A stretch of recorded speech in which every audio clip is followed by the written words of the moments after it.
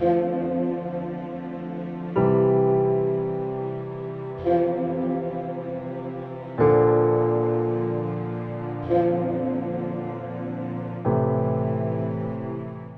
لیے آج کی تلاوت مقدس پولس رسول کا پہلا خط تیموتھوس کے نام، اس کا پہلا باب پہلی 2 آیات اور پھر اس کے بعد 12ویں سے 14ویں آیت۔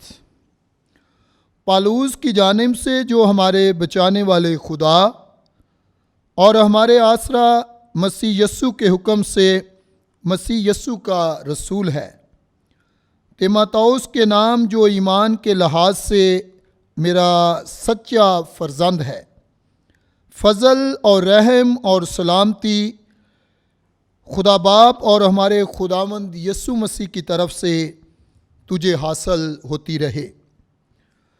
میں اپنے قوت بخشنے والے یعنی ہمارے خداوند یسوع مسیح کا شکر گزار ہوں کہ اس نے مجھے ایمانت دار سمجھ کر خدمت پر مقرر کیا۔